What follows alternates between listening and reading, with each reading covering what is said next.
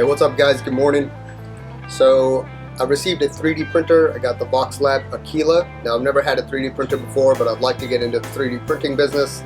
So for our first video, coffee.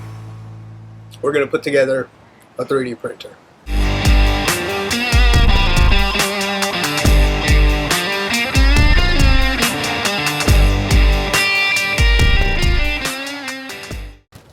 This just came in from Amazon. I got it for $179.99. I saw the prices are going up, so if you'd like one, you might want to jump on it real quick. The reviews were pretty good, so I went with this one instead of the Ender 3. It seems like this outperforms the Ender 3.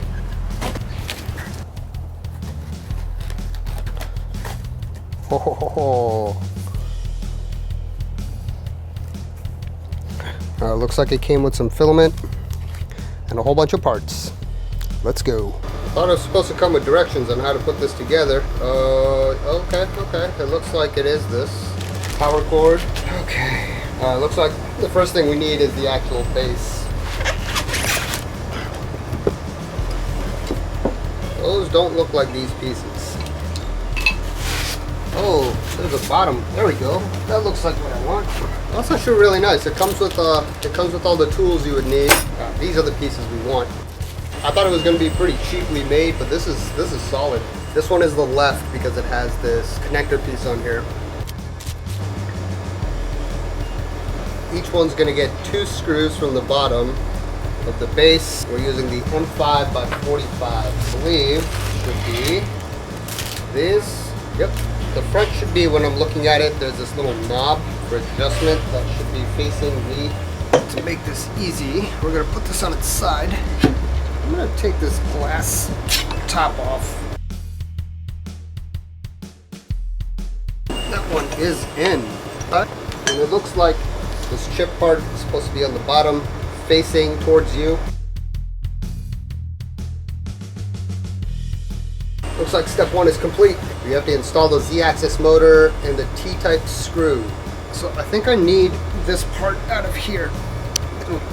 So I'm guessing this goes in here. Allen key to tighten this up. So if we're looking away from it, it goes on this side. We're going to use M4 by 20s going in this way. And there's 2 of them. So if you lose one, you're screwed. Step 3, install the pneumatic joint. So it looks like the X-axis profile is the one with the 4 screws that are spaced apart. So this one right here. We need the XC-axis kit. That's this contraption right here. Right? Am I right? Yeah, it's got one of them roller balls on there. These drawings are pretty good. And then the pneumatic joint is gonna go somewhere. Right here, there's a hole. That's where the pneumatic joint goes. Step 4, install extrusion kit, Z-axis, passive block. Put the synchronous belt into the profile along the V-wheel of the extrusion kit.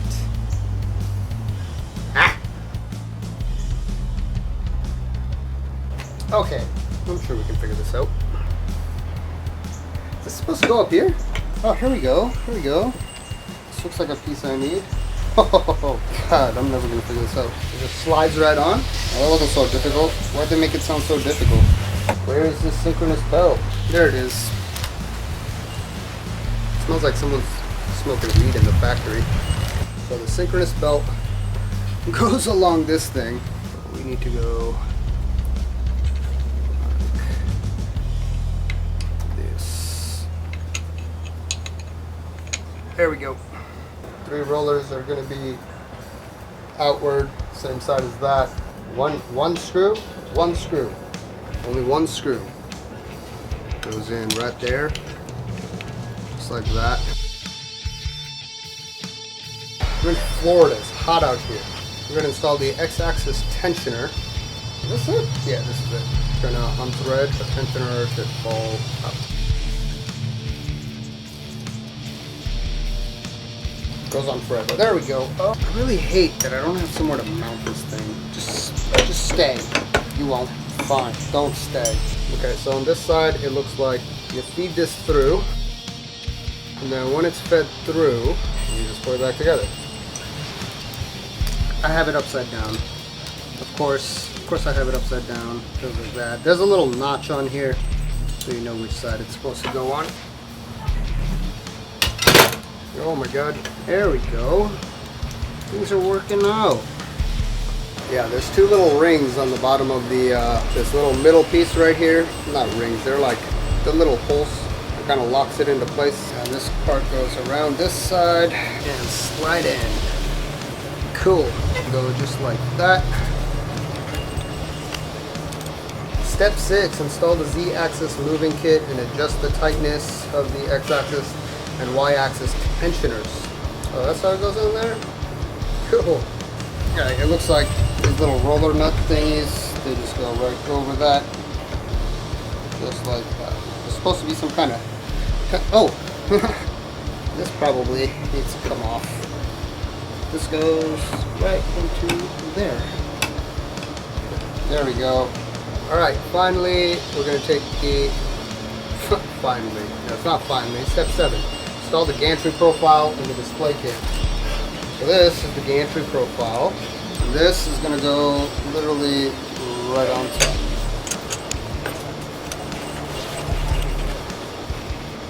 So there's a screen bracket. Aha! Oh, that's cool. There's a whole spare screw set in here. I love that. It says it just attaches to the side right here. Oh, I see. I get it. Oh. The display literally just clips right into it. Oh, it's a pretty display. I like that. And flip. Nice. Step 8. Install spool holder and gantry cover. So we need material rack, and then you need the material pipe and nut, and then the nut just goes right onto there. There we go. That is on. This is going to go right on top, facing away. Perfect. Number 9, wire connecting. Connect the XE axis. Oh boy. Okay. Where do those go? I hope that works. This one says Z. So that clearly needs to connect over here. At least they have labels. So this one's going to go right here. So this one only goes over here, so I'm going to connect that real quick. So this is the E motor, this is the E connector. And then this, peel it a little bit, goes right here. Alright, cable management done. It looks like it's all set up now. So this bed on here before I forget. This is the part that's supposed to break. Apparently it's not made very well. Seems like there's a lot of tension on there for no reason. That's it. So we'll go to control, auto. And level it, we're just going to use a piece of paper. Put it under, move this up until the paper, and then you want to go to disable stepper.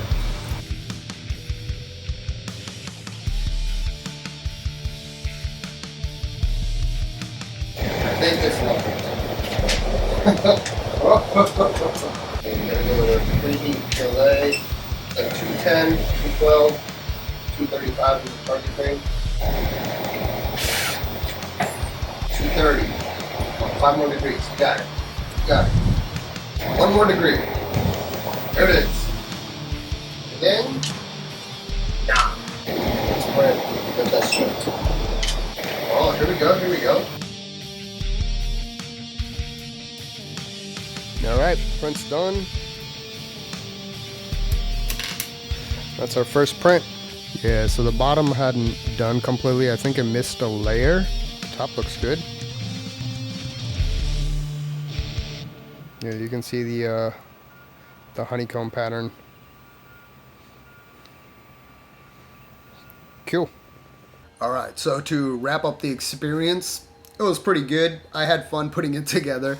The print, it actually came out pretty good.